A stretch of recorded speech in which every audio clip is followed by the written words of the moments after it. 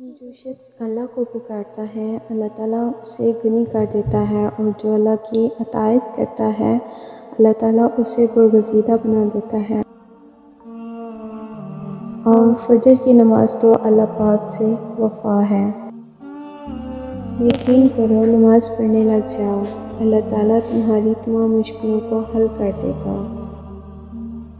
نماز اگر عادت بن جائے تو کامیابی مقدر بن جاتی ہے۔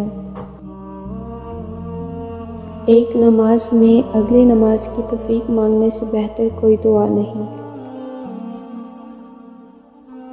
نماز چہرے کا نور ہے اور قرآن دل کا سکون ہے۔ وضو سے شکل، قرآن سے عقل اور نماز سے نسل پاک ہوتی ہے۔ انسان کے جسم کا سب سے خوبصورت حصہ دل ہے، اگر یہی صاف نہ ہو تو چمکتا چہرہ کسی کام کا نہیں۔ اپنی خوشی کے لیے کسی دوسرے کی خوشی خاک میں مت ملاؤ، تمہاری وہ خوشی بیکار ہے جس کے پیچھے کسی کے آنسو ہوں۔ اگر کوئی تم سے ناراض ہے تو اسے اس بات کا غرور ہے کہ تم اسے منا لو گے، تو اس کے غرور کو ٹوٹنے مت دینا۔ الفاظ انسان کے غلام ہوتے ہیں، مگر بولنے کے بعد انسان اپنے الفاظ کا غلام بن جاتا ہے۔ دنیا مومن کی قید ہے اور کافر کی جنت ہے۔ حضرت محمد صلی اللہ علیہ وسلم نے فرمایا، جو شخص حق پر ہونے کے باوجود جھگڑا نہیں کرتا، میں اس کے لیے اعلیٰ جنت میں گھر کا ضامن ہوں۔ رسول اللہ صلی اللہ علیہ وسلم نے فرمایا، تم قیامت کے دن اس کے ساتھ ہوگے جس سے محبت کرتے ہو۔ نبی کریم صلی اللہ علیہ وسلم نے فرمایا، جو کسی مسلمان کو ایسی جگہ ذلیل کرے گا جہاں اس کی عزت جاتی ہے تو اللہ اسے ایسی جگہ ذلیل کرے گا جہاں اسے اللہ کی مدد کی ضرورت ہوگی۔ رسول اللہ صلی اللہ علیہ وسلم نے ارشاد فرمایا، جس نے موت سے محبت کی وہ میرا سچا دوست ہے۔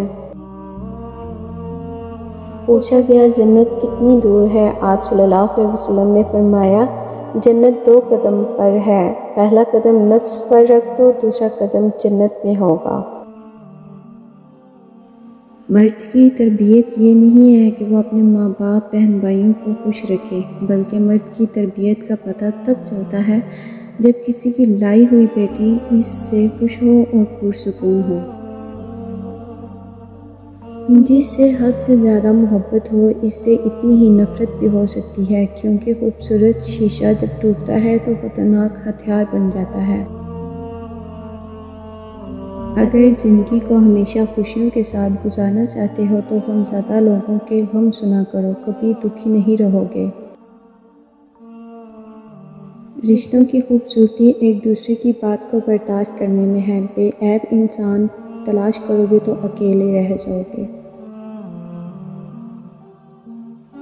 زندگی میں خود کو کبھی کسی انسان کا عادی مت بنانا، کیونکہ انسان بہت خود غرض ہے۔ جب آپ کو پسند کرتا ہے تو آپ کی برائی بھول جاتا ہے، اور جب آپ سے نفرت کرتا ہے تو آپ کی اچھائی بھول جاتا ہے۔ رسول اللہ صلی اللہ علیہ وسلم نے فرمایا، عورت پسلی کی ہڈی کی طرح ہے، اگر تم اسے بالکل سیدھا کرنا چاہو گے تو تم اسے توڑ دو گے، اور اگر تم عورت سے فائدہ اٹھانا چاہتے ہو تو تمہیں اس کا ٹیڑھا پن برداشت کرتے ہوئے اس کی خوبیوں سے فائدہ اٹھانا ہوگا۔ رسول اللہ صلی اللہ علیہ وسلم نے فرمایا، اللہ تعالیٰ فرماتے ہیں، میرے ذکر کے لیے وقت نکالو، میں تمہارے کام میں برکت عطا کروں گا، ورنہ دنیاوی کاموں کی کثرت تم پر اس قدر مسلط کر دوں گا کہ تمہیں فرصت ہی نہ ہوگی اور سکون سے محروم رہو گے۔